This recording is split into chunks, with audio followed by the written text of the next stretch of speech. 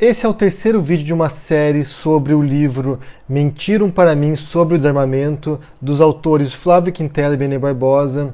No primeiro vídeo eu falei sobre o estado do desarmamento, no segundo vídeo falei sobre a função das armas, e nesse terceiro vídeo vou falar sobre o desarmamento e os cidadãos. Como que o desarmamento afetaria as pessoas, ou afeta as pessoas, ou como pode prejudicar as pessoas, né? Então a gente vai analisar algumas estatísticas, alguns dados, algumas afirmações do livro. Então vamos começar. Como nos outros vídeos, eu vou citar trechos do livro, né, algumas afirmações do livro, e comentá-las e apresentar estudos e dados para sustentar essa afirmação ou para contradizê-las.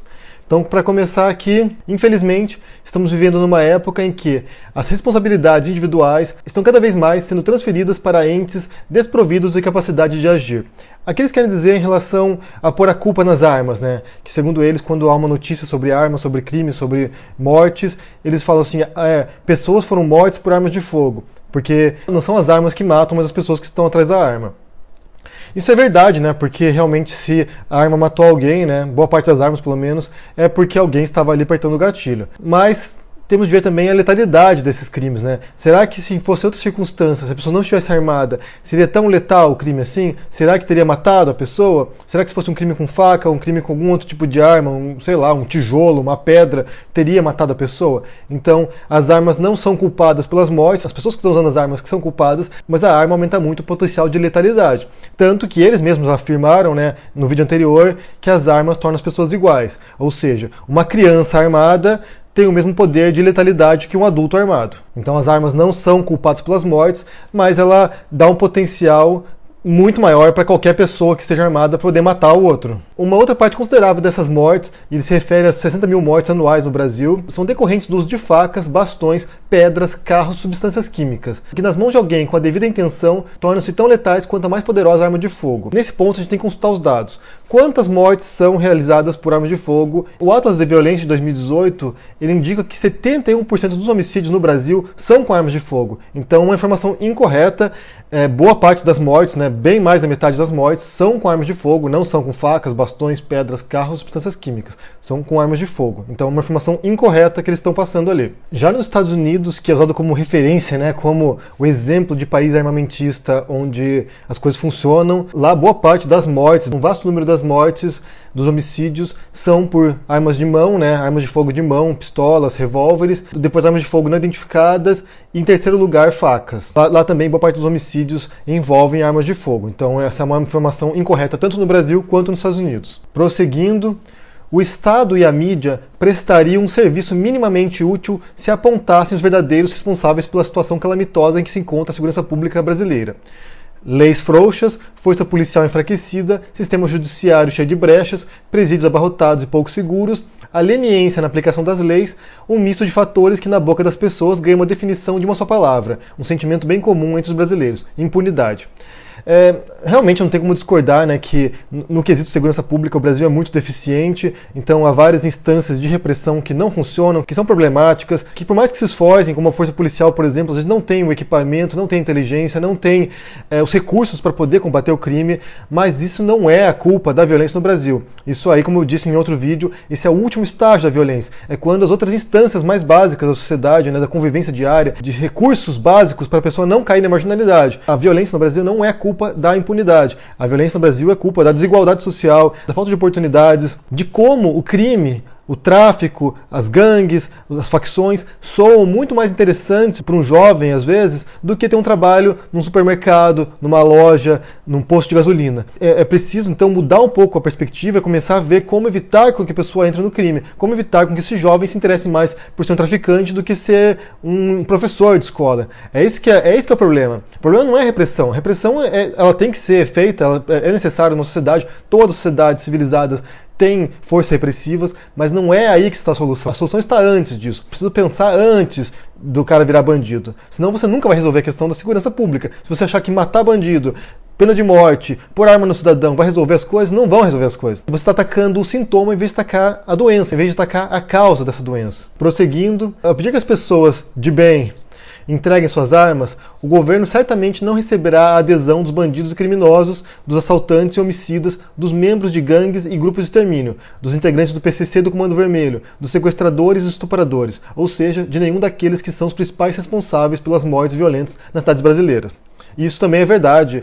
O fato de desarmar a população não significa que vá tirar as armas das mãos dos bandidos. Mas quando a gente pensa na lógica dessa medida, né, a razão de desarmar a população é porque se a polícia aborda um sujeito ali que está armado e não tem registro, não tem licença para aquilo ali, então ele é um bandido, então ele é um criminoso. Em Nova York, por exemplo, que é um estado onde há regulamentação pesada nos Estados Unidos, onde as pessoas não podem andar armadas, se alguém for pego com uma arma de fogo carregada, isso pode dar até 2 anos de cadeia para a pessoa. Então, se você pega lá um cara no metrô, a polícia aborda um sujeito no metrô e encontra ele armado, ele é um bandido, ele é um criminoso, porque não pode andar armado. Então, nesse sentido, se a gente for pensar nesse ponto da repressão, pelo menos, quando você desarma a população e apenas quem está armado é bandido, é muito mais fácil detectar quem é criminoso ou não. Se o cara está com uma arma, ele é bandido, ele é criminoso, então leva para a delegacia, leva para ser interrogado. Por que o cara está armado? Para que ele precisa daquela arma? Então acho que essa é a lógica. Se você desarma a população e pessoas de bem não estão armadas, quem está armado não é uma pessoa de bem. Mas como eu disse, é preciso pensar antes disso. A gente não pode pensar apenas na repressão. Acho que o desarmamento seria uma etapa para tirar a arma de circulação, para evitar com que haja crimes fúteis, né, como eu mostrei nos outros dados lá também, crimes fúteis de impulso. No que se sabe de causa das mortes no Brasil violentas, é um dos principais motivos em vários estados. Então, se você tirar a arma das pessoas que matariam por impulso ou matariam por razões fúteis, você já elimina uma parte do problema. E alguns estudos, como o Atlas da Violência, defende a tese que o desarmamento reduziu proporcionalmente o número de homicídios. Pelas tendências históricas de aumento de violência, se não houvesse desarmamento, seriam muito maiores os números de mortes no Brasil. Prosseguindo, as armas, quando usadas por pessoas de bem, são instrumentos para salvar vidas, muitas vezes sem necessidade de um disparo sequer. Criminosos buscam sempre os alvos mais fáceis e muitas vezes preferem ser pegos pela polícia a enfrentar uma vítima armada, por um simples motivo: a possibilidade de sair vivo com a polícia é maior. Aí é difícil você saber, né, porque realmente a gente não tem estatística sobre isso, né?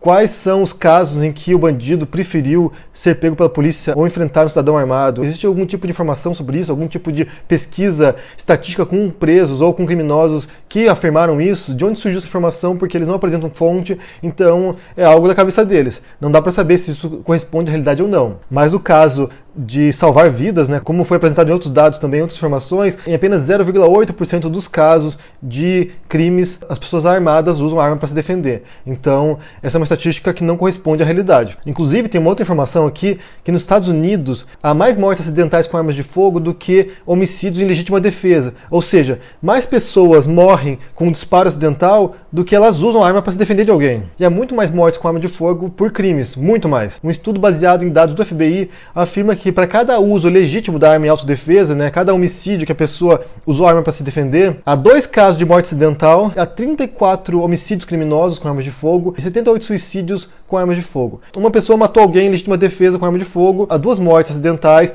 34 homicídios e 78 suicídios. Ou seja, essa perspectiva de que ela vai ajudar a evitar crimes, vai ajudar a evitar mortes de pessoas inocentes, não corresponde aos dados do FBI nos Estados Unidos. Não corresponde à realidade. O estudo vai estar linkado aqui embaixo na descrição. Inclusive no Brasil a gente tem um exemplo clássico, que é do Bolsonaro. Alguém que defende o porte de armas para as pessoas, é alguém que defende essa ideia de que cidadão armado vai evitar crimes, vai prevenir com que a violência continue se alastrando. Em 95, ele foi rendido por 2 criminosos que levaram a moto dele, levaram a arma dele, que era uma Glock 380, e ele disse o seguinte: mesmo armado, me senti indefeso. E essa é uma pessoa, é um cidadão que alega que é um especialista em matar.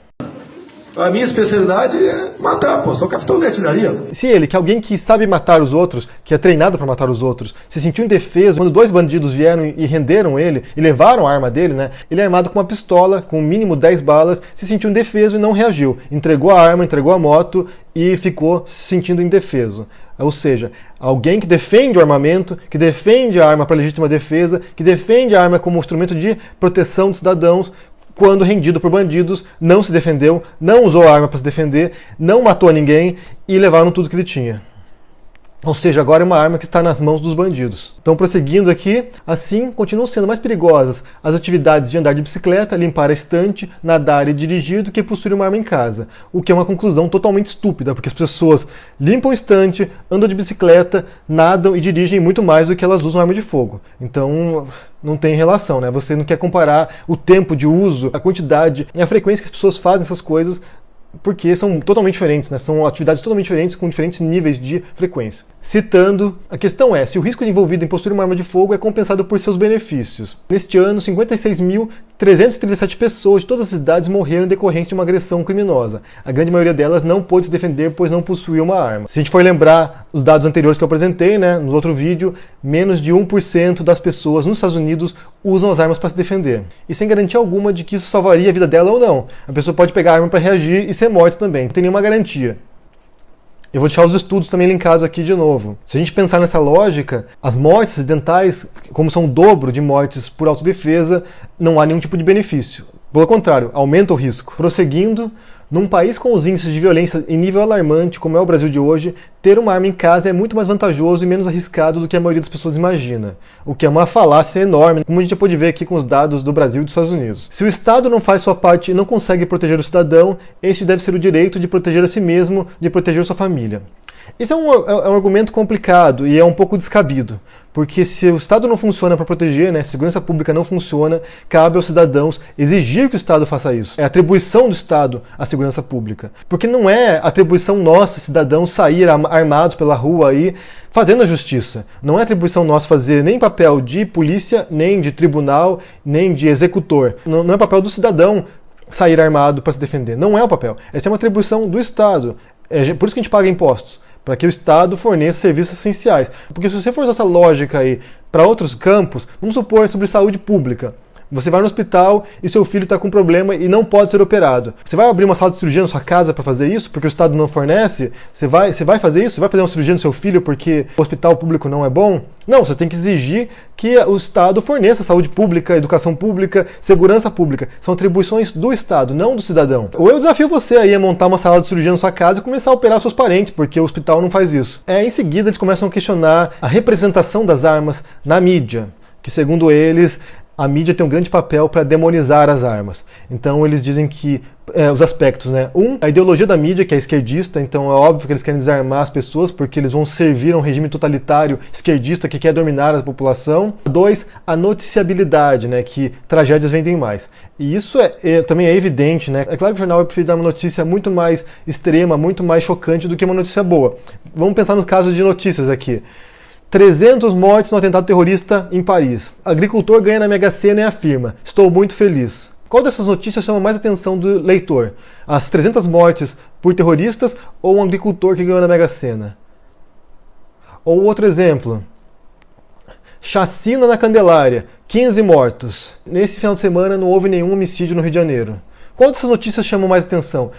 A chacina ou uma não notícia, de certo modo, né, que não houve nenhum homicídio? É claro que a chacina chama mais atenção, e é claro que o jornal quer vender, quer ter assinantes, quer pessoas entrando no seu site, lendo as notícias. Isso é evidente, isso aí é uma questão de percepção das pessoas e de como as pessoas reagem às notícias. Inclusive, quando a notícia é boa, muitas vezes, a manchete é apelativa, é sensacionalista para chamar a atenção da pessoa. Então isso aí é como funciona a imprensa e como funciona a nossa mente humana também. Eventos ruins chamam muito mais atenção do que eventos bons. E o terceiro ponto que eles falam sobre o lance da imprensa também é que há uma escassez de relatos. Segundo eles, os casos de uso defensivo de armas existem, são numerosos, envolvem a preservação de vidas, mas muitas vezes ficam apenas na memória de seus protagonistas, infelizmente. As pessoas ainda acreditam que as armas matam simplesmente porque nunca lhes foi mostrado que as armas salvam vidas. Novamente, a gente volta para aquele estudo do FBI, que apenas 0,8% das pessoas usam arma para se defender. Então, se há casos semelhantes assim, não há dados sobre isso, não há informações sobre crimes que quase aconteceram porque a pessoa tinha arma e conseguiu fugir ou se defender, não tem esses dados. Os dados que a gente tem são dados de pessoas que fazem boletim de ocorrência, que relatam para a polícia, e nesses casos, apenas um percentual minúsculo usa arma para se defender. Então, realmente não corresponde aos dados, às informações que a gente possui. E por fim, para encerrar esse vídeo, a última citação: de cada 4 armas utilizadas em crimes, apenas uma foi comprada e registrada por um cidadão de bem. Só? eles dizem como se fosse pouca coisa, né? 25% é muita coisa. Se você tem 1 milhão de armas na rua, por exemplo, 250 mil armas que saíram de cidadãos de bem, sabe? De bem, vamos botar entre as... que foram roubadas da casa das pessoas, foram roubadas do carro, foram roubadas deles. É muita arma, gente. 250 mil armas em 1 milhão é muita arma que foi registrada e caiu na mão dos bandidos. Não é uma informação para desacreditar isso, eu acho que é uma informação que corrobora o fato de que tem muita arma que está na mão dos bandidos que foram desviadas de armas legais. É muita arma. Esse é o último ponto que eu queria abordar com vocês. Então, para mim, aqui nesses vídeos, nesses 3 vídeos que eu fiz, eu abordei alguns pontos que para mim são os mais importantes no livro deles, né? Que um é a questão do Estado do cidadão, que o armamento na mão das pessoas serviria para lutar contra estados totalitários, estados autoritários, estados ditatoriais. A gente viu que historicamente isso não se funda também. Não é qualquer pessoa que vai sair com uma arma lutando contra tanques de guerra e contra o Estado. Isso não vai acontecer. E mesmo se fosse isso, quer dizer então que essas pessoas que defendem o uso de armas aqui, né, usam a arma na mão dos cidadãos, estão defendendo a luta armada durante a ditadura? Estão defendendo os grupos da Dilma Rousseff, do Genuíno? Vocês estão defendendo a luta armada, então? É isso que vocês estão defendendo? Realmente não está muito claro. E o segundo ponto é que as armas não foram feitas para matar, que elas são para uso defensivo. A gente viu que isso não é verdade também. A origem das armas, o propósito das armas é para a guerra, foram feitas para matar outras pessoas e para conquistar povos inimigos. O uso defensivo é um uso derivado e que na prática também não se funda. São raríssimos casos nos quais as pessoas usam arma de fogo para se defender. E o terceiro ponto é que o cidadão armado vai poder exercer o seu direito de autodefesa, que acho que tem equivalência com o segundo também, e também não se funda nesse caso, né? Você pode ver o caso do Bolsonaro, por exemplo, alguém treinado para matar, um especialista em matar pessoas, e quando foi rendido por bandidos, por criminosos, entregou a arma, entregou moto, entregou tudo porque não reagiu, se sentiu indefeso. Eu acho que isso aí é um caso exemplar, porque se alguém treinado para matar não consegue se defender, imagine uma pessoa comum que não tem treinamento para ser assassino, que não tem treinamento para se autodefender, como ele vai fazer o uso da sua arma? São 3 teses que eles fazem aqui que eu acho que não correspondem aos fatos, aos dados governamentais, dados de organizações pesquisando sobre isso, de pesquisadores que analisaram vários estudos armamentistas ou desarmamentistas e não encontraram relação entre isso. O que a gente sabe, de fato, é que não há relação entre ter mais armas e mais segurança, e nem o contrário, na verdade. E que a questão de segurança pública não envolve ter arma em casa ou não, ou ter arma com você ou não. A questão de segurança pública envolve políticas públicas de segurança pública e políticas sociais para evitar com que as pessoas se tornem criminosas. Eu acho que é isso que a gente tem que pensar. Como evitar com que as pessoas entrem no crime? É a pergunta mais importante, em vez de você pôr a arma na mão do João ou da Maria para que eles saiam se defendendo por aí. Não é assim que as coisas funcionam, não é assim que deveria ser. Então eu quero saber o que vocês pensam sobre isso, se vocês concordam com esses dados que eu apresentei aqui, com todas as informações que eu falei aqui, se vocês têm alguma posição para adicionar. Nesses últimos vídeos houve debates muito interessantes nos comentários aqui, eu acho que é muito enriquecedor a gente poder trocar ideias sobre esse assunto. Eu quero saber o que vocês pensam sobre isso, deixe no comentário, deixe o joinha, assine o canal e a gente se vê por aí. Abraço e até mais.